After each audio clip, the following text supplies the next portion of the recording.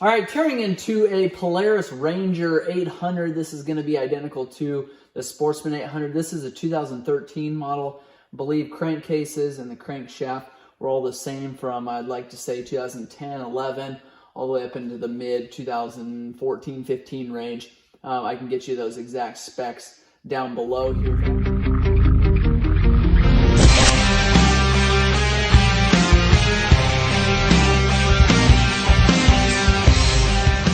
I wanted to show you the gears on this side. We've got our oil pump up here, our camshaft, our counterbalancer, and our crankshaft here. This counterbalancer, or this crankshaft gear here takes a special puller to remove. We sell those. Make sure you check the link below. These need to be lined up, so make sure you pay close attention to how all these gears line up, because you don't want these gears binding up, hitting each other.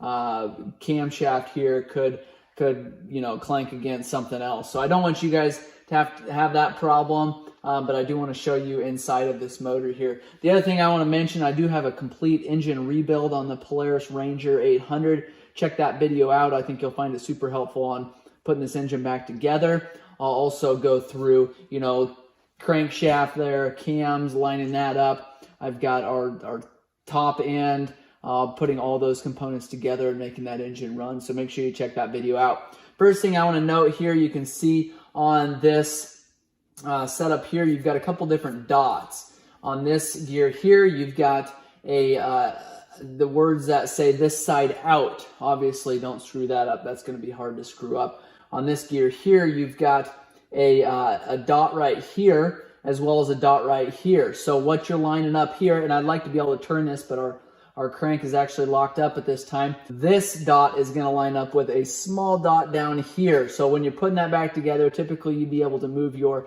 camshaft either way. Also your crank balancer and your oil pump, you can get that all lined up. Now, unfortunately, we don't have the luxury of moving this crankshaft just because of it being bound up. But just want to point that out. That dot lines up with the dot here. This dot lines up with the dot on your oil pump, which I think is underneath of this gear. I'll go ahead and pull these and show you.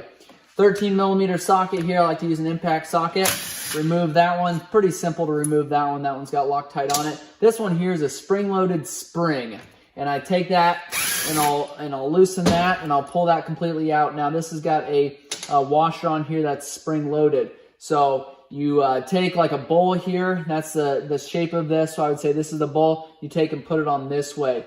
Puts pressure on the flange of the bolt here. Puts pressure on this washer. Puts pressure on that gear. And I'll show you why we want to do that here in a second. Next thing I like to do is take a punch like this, about the same size as this hole. Run it in here and then take and pull that out. Now, when you're going back together, it's crucial that you line, because like I said, this is a spring-loaded gear here. So if I were to take this punch out, this spring-loaded gear here, they would twist. Now when you're going back together, there is a pin right here that needs to be lined up with that hole on your cam. And so you need to line up this pin with that, but you can't do that when you've got this gear that's twisted because of it being spring-loaded.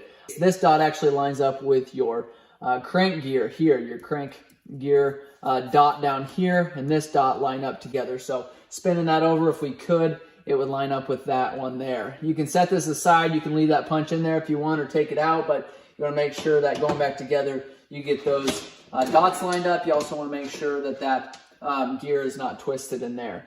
Okay, this gear you should be able to pull out. We can now take and turn our camshaft. Now you can take and lift this gear out of here, and also your oil pump. If you want to turn over to the point where we can remove those bolts, these still can't turn over. I was hoping there was going to be your lifters here that were binding that up, but that's not the case. So we're going to take and remove this gear. We're going to take and remove your crank gear here, and I'll show you how to do that with that special tool. Again, we sell that tool. Make sure you click on the link below to get that exact same tool that you're needing to pull this gear off there. We sell a bunch of them. It's just super helpful to have a link directly to that puller that you need.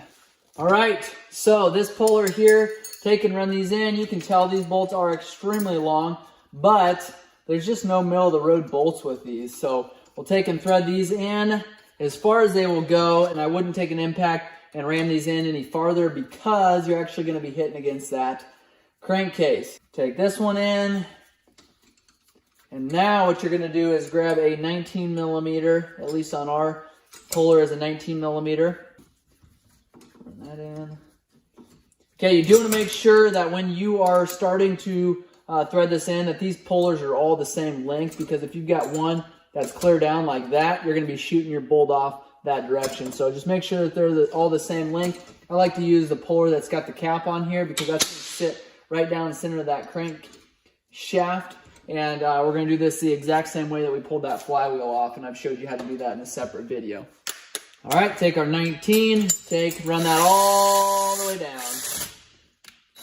Okay, we've got that all lined up. Now we're going to take, this one's actually needs to come down just a hair more. There we go. Oops, wrong way. You can take, and you can actually see, if your camera's on the other side of this puller here, you can actually see that gear sliding off of there. There you go, that gear is off. So that's what it takes. Long bolts like that, this exact puller. Make sure you check out that link below. I'll also put a link for these bolts. They're sold separately, but we can get you those. Make sure and click on those links. Next thing we're going to remove is this gear here. Using the exact same puller, we're going to go ahead and remove our counterbalancer gear off. So I'm going to go ahead and remove these bolts off of this one. Okay, now threading this bolt in, the exact same puller used for this job as well.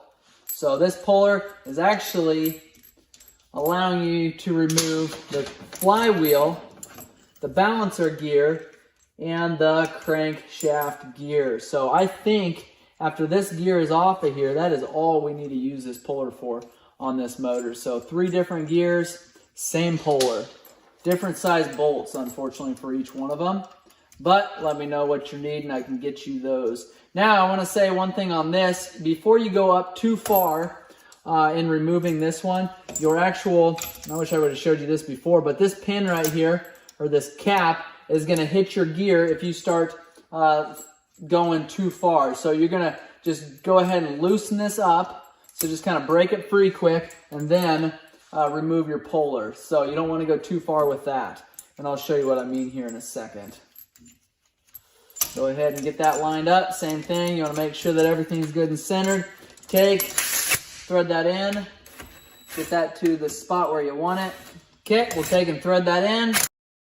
There we go. Popped right off there. That can really spring off of there. Now, what I did, what you didn't see, it's off camera, is actually take and thread that bolt in there, because what I didn't want to do is damage that crank balancer. So I threaded the bolt in there that was attached on there, so it did have a washer. It had this washer here. That bolt was threaded in, and then I used my puller to run up against it. The reason why I didn't want this cap here to run into here was because I was afraid it was going to take and pry that crank balancer open. It probably wouldn't, but that's just me being picky. I didn't want to damage that. So that's why I did that. Now we're going to take and hopefully, spin this over. We've got a couple Allen bolts that we need to remove here. We can go ahead and remove our oil pump. This, again, crank balancer here, camshaft here, crank gear here, and all 3 of those got removed in this video. We have got a 5mm Allen that we're going to use to remove these bolts here. So these are a little more challenging just because they're in there a ways. But I'll show you a trick to getting those out. A lot of times what I'll do is take and go like this. Problem is those are so hard to get out that way. You just take and you've got barely enough room in here to get your Allen wrench in and then break those free. And you might have a different way of doing this. This is how we do it. Easy enough. Just like that. Next one, same thing. You got the same amount of room there.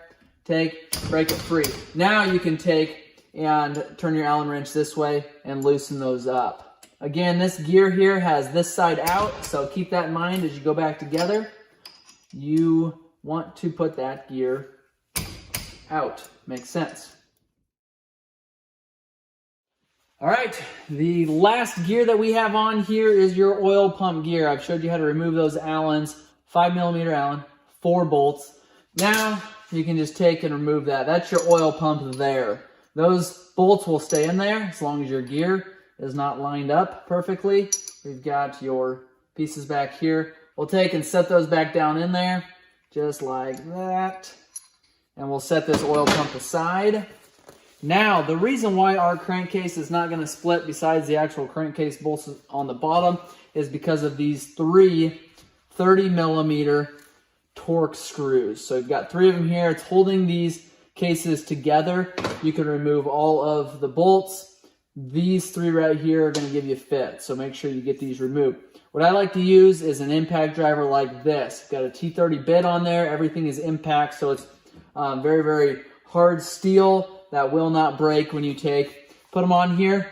Give it a shove just like that. Keep pressure on it, turning it regular threads, so left hand to turn these out, and then you can just take and pull it off just like that. Move on to the next one, same thing. Stick it in there, give it a tap, and then a lot of times it'll just loosen up just like that. So that is how we remove these. We've got one more once we get the top 2 done, and your bottom one is actually going down into your bottom crankcase there. And our last one there, same thing. Take and tap on it. That'll allow us to unscrew it just like that. So the way that this works is it'll actually take, and every time you tap on it, it just jerks it to the left there. If you've got a right-handed threaded bolt, you can also jerk it to the right there. So depending on how, which direction you're putting pressure on is determining which direction that bolt will spin. So very, very handy tool. I would recommend having one of these in your toolbox for a specific job like this. Also on here, and I think I shot this part of the video for you guys. If not, it was definitely in my engine teardown and rebuild. But on this crankcase cover here, same thing. 2 30mm Torx, same exact thing. Take your impact driver, slam them on there, and loosen those up. So that is that side of it. Now we're going to flip this crankcase upside down. We're going to remove those bolts. We're going to show you exactly what the inside of this motor looks like. And I can promise you this, it's not pretty. All right, we've got all the bolts out of there now. What I'm going to do is take and tap on it with a rubber mallet. We can take, because this crankshaft is not good, we can tap on that. We can also tap on this top engine part here. We can get it a couple different areas, and then we can split that apart. So, wow, there is the pieces there. So we've got debris all over down there. We'll take and clean that up. Set that aside. We've got our balancer here. Take and make sure that that's in good condition. Some of these parts I'm realizing we're going to need to replace. This is actually just dinged up a little bit, so nothing major. So that is the crankcase and shaft on a Polaris Ranger 800.